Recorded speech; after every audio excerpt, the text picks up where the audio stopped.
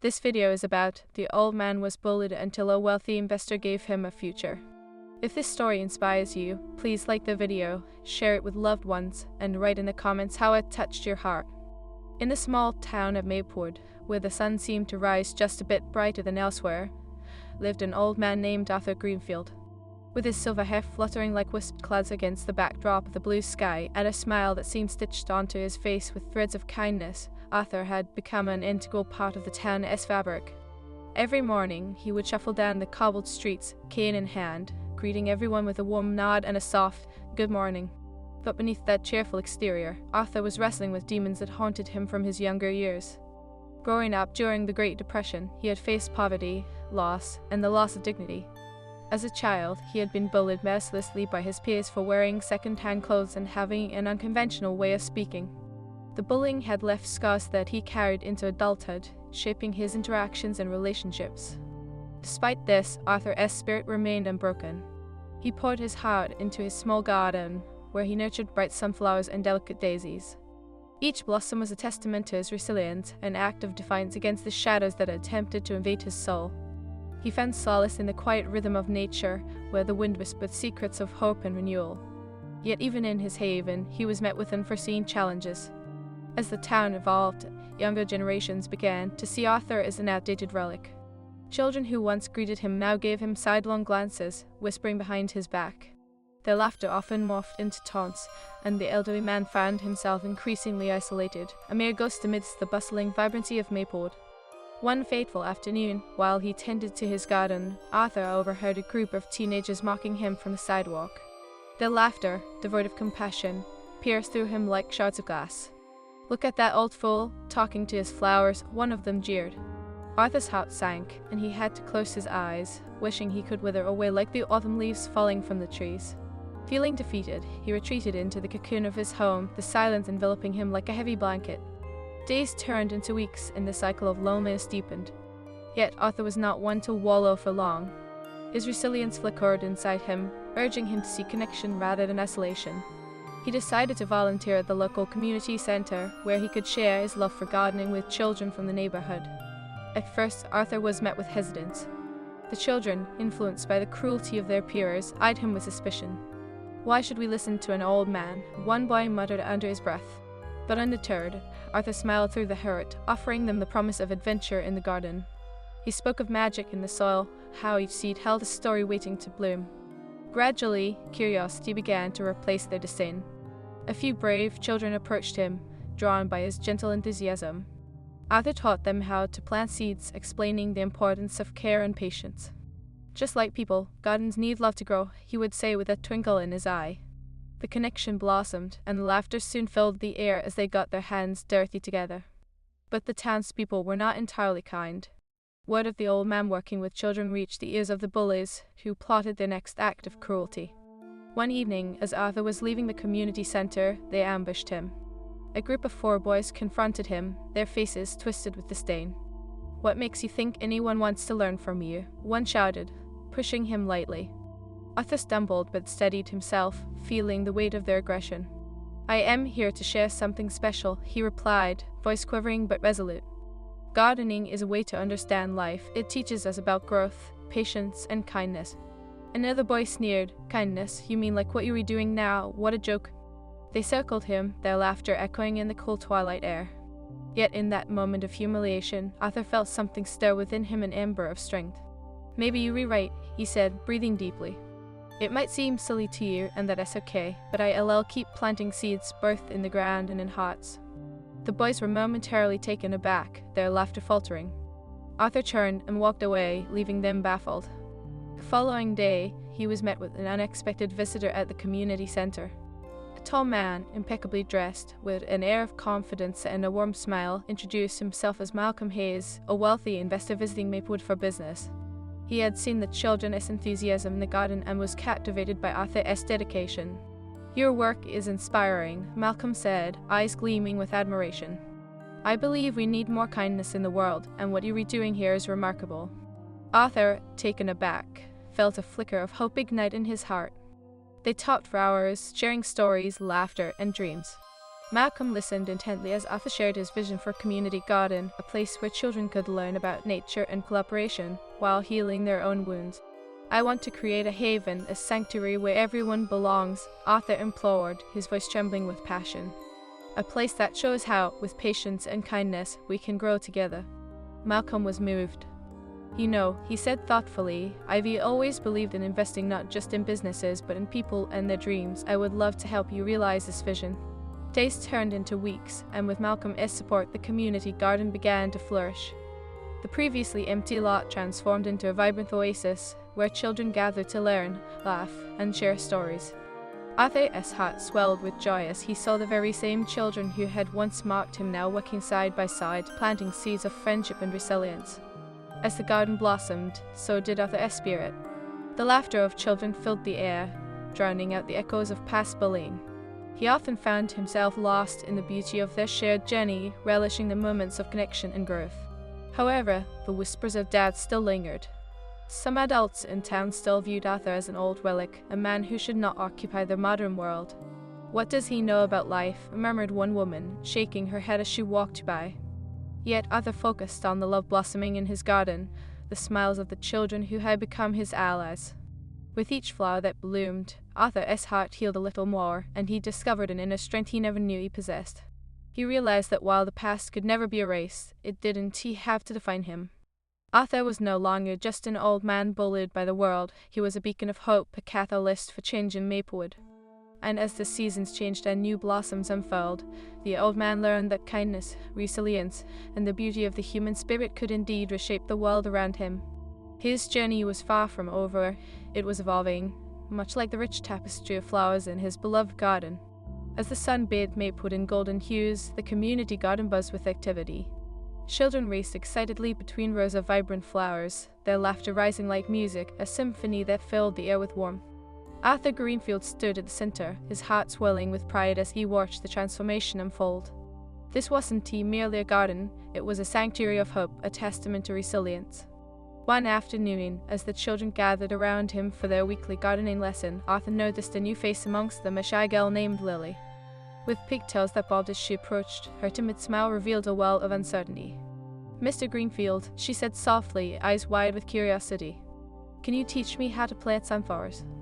"Absolutely, Lily," Arthur replied, his voice full of encouragement.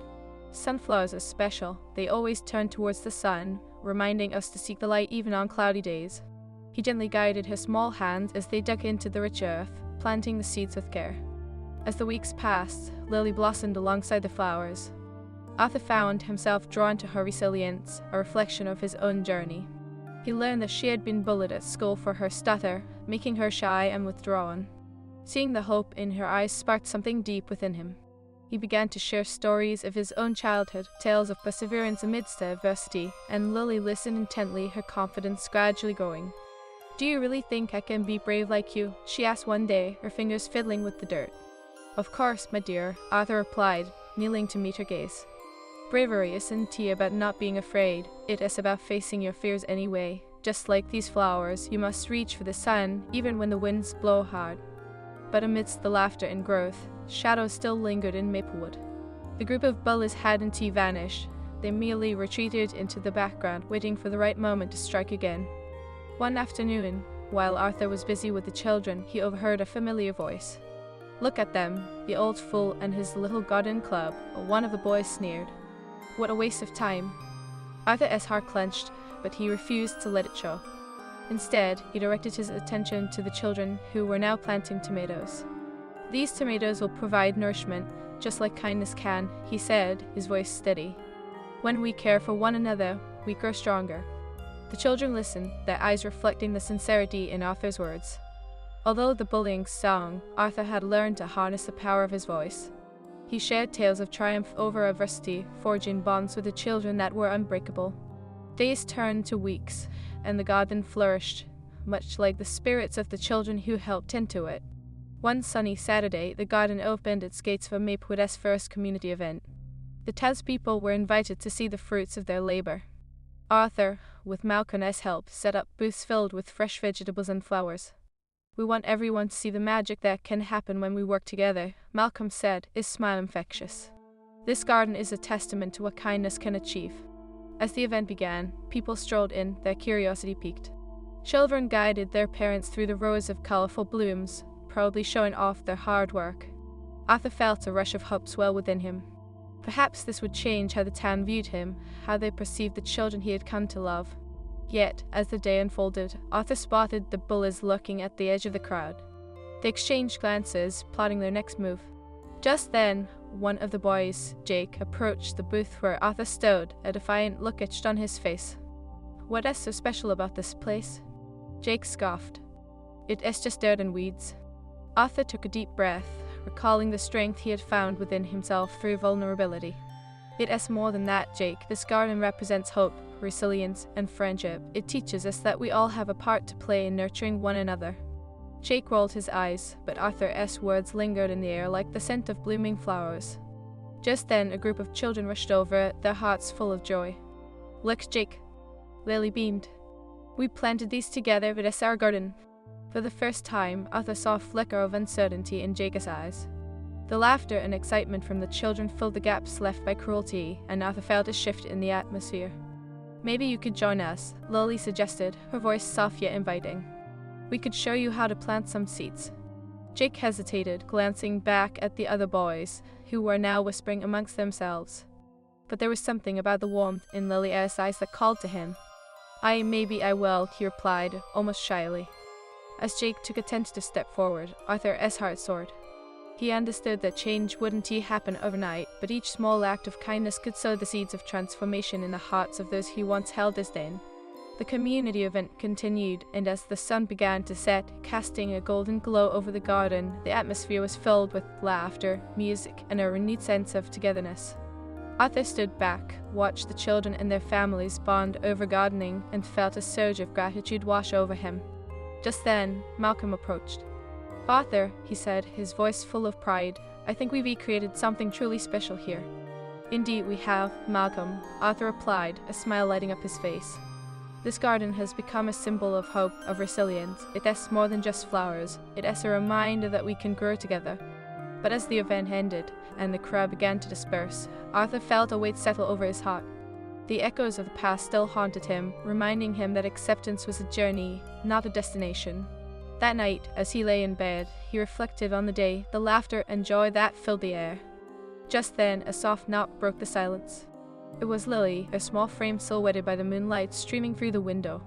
"Mr. Greenfield," she whispered, stepping inside with hesitance. "I like the garden today, but the boys, they still make fun of me sometimes." Her voice wavered, and Arthur could see the hurt etched on her young face. "Oh, sweet Lily," he said gently, sitting up. "Remember what we talked about. Those who hurt us often do so because they're restruggling themselves. Your courage to stand tall and be kind is what will make a difference."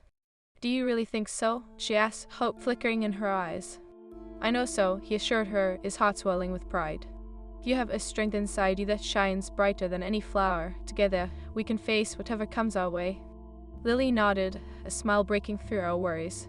"Thank you, Mr. Greenfield. I want to help the other kids too, like you did for me." Arthur felt a wave of warmth envelop him. "And you will, Lily. Let us keep planting seeds of kindness, one heart at a time." As they spoke late into the night, Arthur realized that healing wasn't just for him, it was a collective journey. The garden had begun to unite the town, bridging gaps that had long been ignored. In the weeks that followed, the garden thrived, much like the relationships blossoming within the community. Even Jake began to change, slowly befriending the children he once bullied. He came to understand that kindness was a choice, one that could rewrite the narrative of his life. Arthur's once lonely cocoon of despair had transformed into a vibrant tapestry of love, laughter, and growth. Each day brought new challenges, but with every challenge came an opportunity for resilience. The garden flourished, becoming a symbol of hope in Maplewood, and Arthur's heart swelled with the joy of seeing children embrace their own journeys with courage. As the seasons changed and the garden continued to bloom, Arthur found solace in the beauty around him. The echoes of his past still whispered, but they no longer held power over him. Instead, he was now a beacon of light, nurturing not just plants, but the very essence of humanity. And so, in the heart of Maplewood, the old man who had once been bullied found redemption through kindness, resilience, and the ever-blooming beauty of the human spirit. As autumn painted Maplewood in warm shades of amber and gold, Arthur found himself more invigorated than ever. The garden was alive with the bustling energy of children, their laughter mingling with the rustling leaves as they harvested carrots and grabbed handfuls of vibrant autumn foliage. Each day, the connection between them deepened, and the garden transformed into a sanctuary where both the young and the old learned from one another. One cool afternoon, Arthur gathered the children around him at the center of the garden. "Today, we'll all talk about the importance of giving back," he announced, his voice steady but warm. "Just like we've nurtured this garden, we can nurture our community." He pointed towards a basket filled with fresh produce. "We will donate these vegetables to the local food bank." Lily clapped her hands excitedly. "Can I help carry them, Mr. Greenfield?" she asked, her eyes sparkling with enthusiasm. "Absolutely, my dear," Arthur replied, a smile blooming on his face. "Your energy will help spread kindness." As they prepared the vegetables, Arthur noticed Jake, still a newcomer to their group, lingering at the edge. The boy's expression was one of uncertainty, a stark contrast to the carefree laughter of the others. Arthur felt a pang of empathy. He called out to Jake, "Would you like to help us too?" Jake hesitated, looking back at a few of his old friends who stood watching from a distance. The mocking laughter echoed in his mind, but there was something different about the warmth radiating from the garden, something that tugged at his heart. Taking a deep breath, he stepped forward. "Sure, I can help."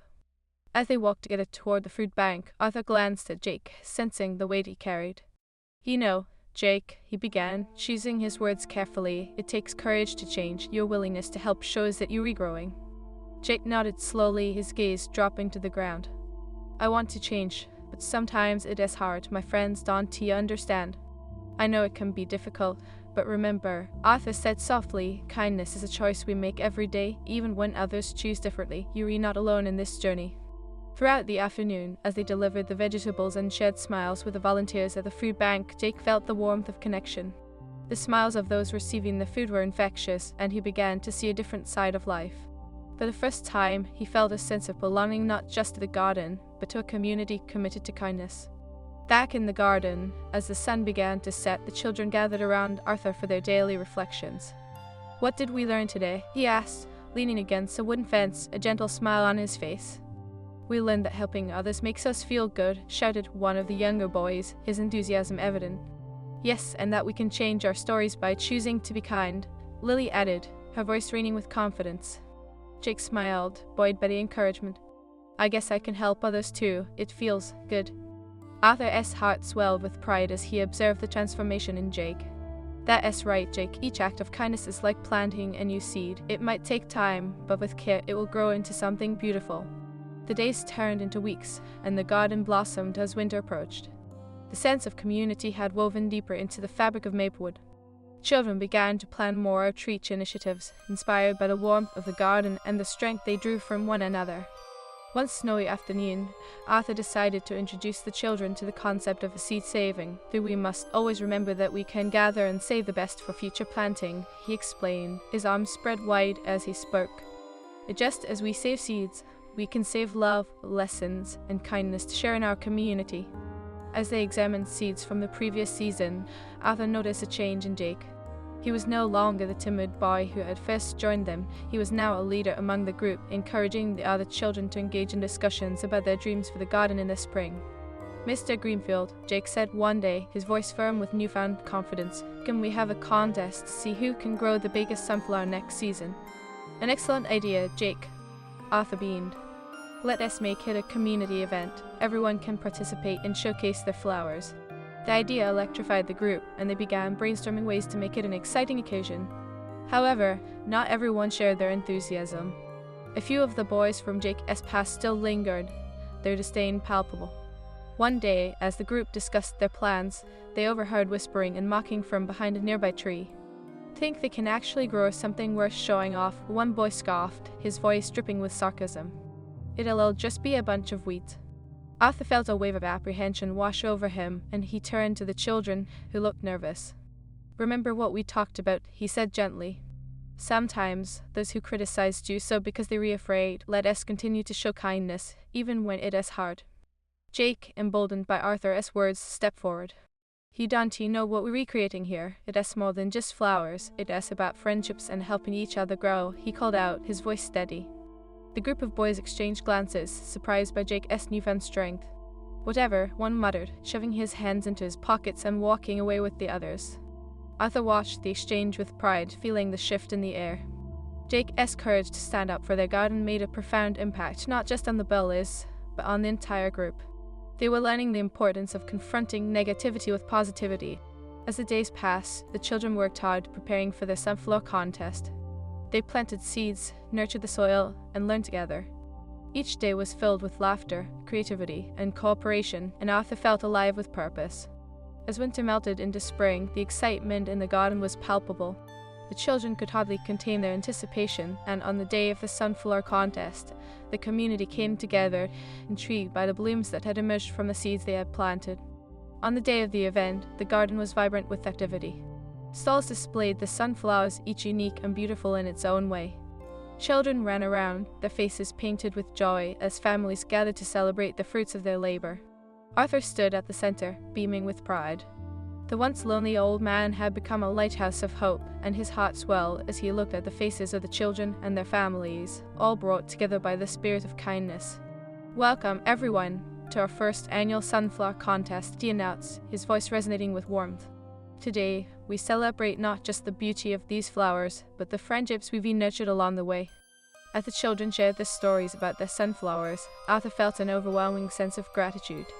Each flower told a story of resilience, of kindness, and of growth both in the garden and within their hearts.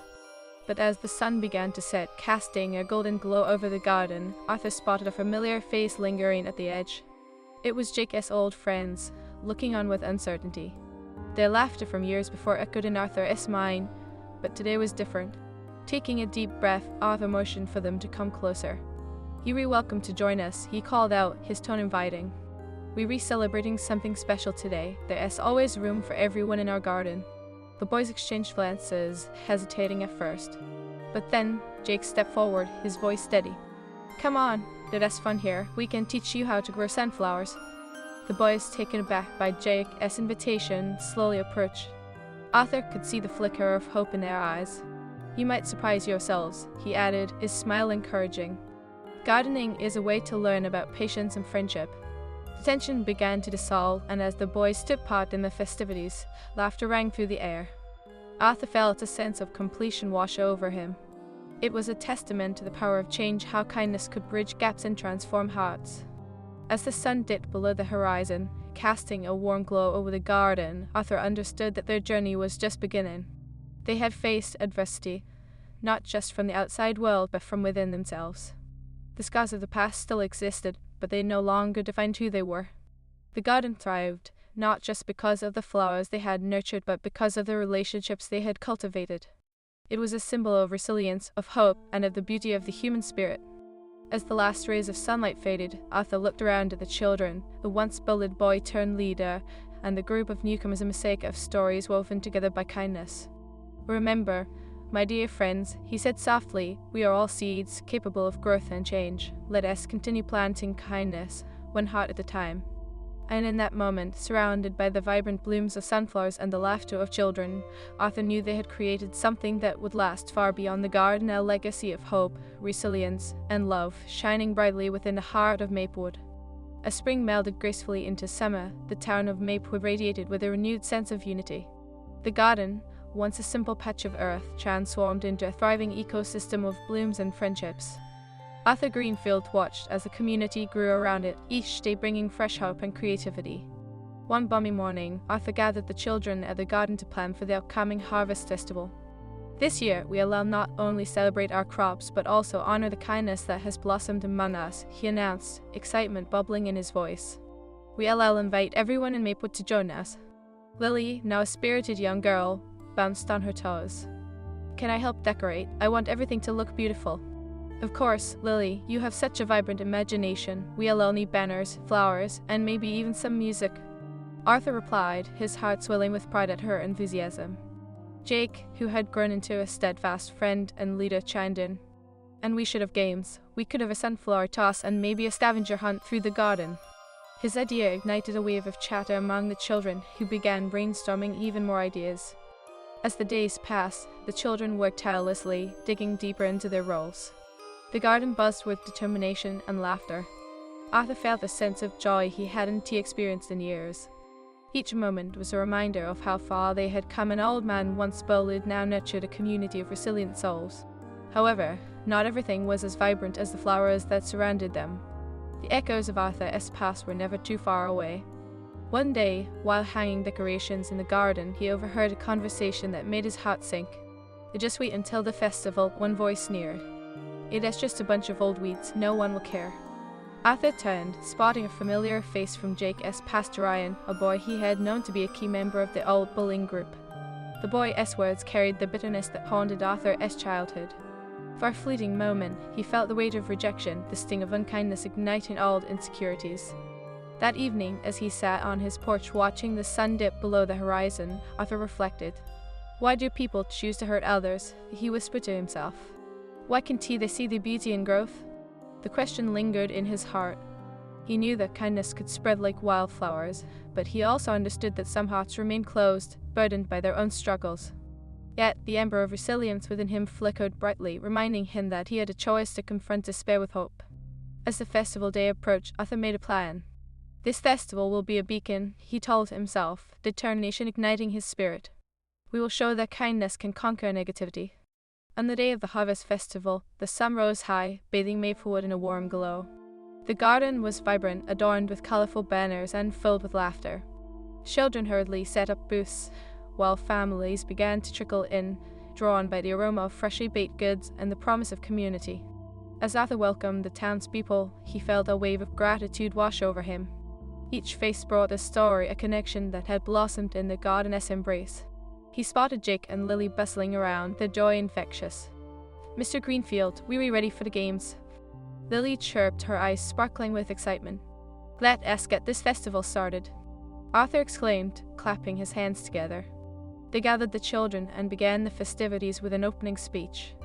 "Welcome, everyone," Arthur called, his voice carrying warmth and sincerity. "Today, we celebrate not just our harvest, but the kindness that has grown among us. Each flower represents a friendship, a lesson learned in patience and love." The crowd erupted into applause, and Arthur felt the love radiating around him. As the events kicked off, sunflower tossing, scavenger hunts, and even a spontaneous dance party, he noticed Ryan lingering on the outskirts, observing the festivities but not engaging. Arthur's heart ached for the boy. He remembered being in Ryan's shoes, feeling the weight of loneliness. Taking a deep breath, he decided to approach him. "Hey there, Ryan," Arthur said gently, his voice steady. "I am glad you came to the festival. It is a special day for everyone, including you." Ryan looked up, his expression guarded. "I don't know, it just seems silly. It is a bunch of flowers." Arthur smiled, knowing that the boy was still grappling with his past. It might seem that way, but flowers have a unique way of bringing people together. They remind us that beauty can grow from even the most challenging situations. Ryan stepped back, his brow furrowed. "Yeah, I don't see anything beautiful about it." "Maybe we're not looking closely enough," Arthur replied, his tone gentle but firm. "Just like we cultivate flowers, we can cultivate kindness in our hearts. That will change how we see the world." Just then, Jake approached, catching the conversation. "Come on, Ryan, join us, you might like the games." Ryan hesitated, glancing back at his old friends, who were still watching from a distance, their expressions uncertain. But Jake stepped closer, his voice full of encouragement. "We're all just having fun. You can be part of it too." Slowly, Ryan took a step forward. "Okay, I'll try," he said, albeit reluctantly. Arthur felt a surge of hope. Perhaps this was a turning point, a moment where kindness could break through the armor worn by hurt. As the festival continued, Ryan joined the children in the games. Laughter bubbled around them, and he began to let down his guard, tentatively smiling amidst the joy. Watching from a distance, Arthur's heart swelled with pride. Amidst the festivities, Arthur noticed a small girl who looked lost, her eyes darting nervously around the bustling garden. He approached her gently. "Hey there, how are you enjoying the festival?" I don't know anyone here," she murmured, her voice barely above a whisper. "Would you like to join me and the other children?" Arthur asked, his tone inviting. "We were just about to start the sunflower toss, and it is a lot of fun." The girl's eyes brightened, and she nodded, gripping Arthur's hand as they made their way toward the games. As the sun dipped lower in the sky, painting the horizon with hues of pink and orange, Arthur realized that the festival had become more than just a celebration of harvest. It had turned into a space of acceptance and love. In the midst of laughter and joy, he saw Ryan laughing alongside Jake, his face lit with genuine happiness. The once isolated boy had found a place within this vibrant tapestry of kindness. Later that evening, as the festival wound down, Arthur gathered everyone for a final reflection. "Thank you all for being part of this incredible day," he said, looking around at the smiling faces. "Today, we proved that kindness can bloom in the most unexpected places, and it is always worth nurturing." As the crowd cheered, Arthur felt overwhelmed with emotion. Each face represented a story of resilience, a journey of healing. And he knew that while some shadows still lingered, the light of love and compassion had triumphed. As families began to leave, Arthur caught sight of Ryan approaching him again, a thoughtful expression on his face. "Mr. Greenfield," he began, his voice hesitant. I am sorry for how I acted before. I didn't understand."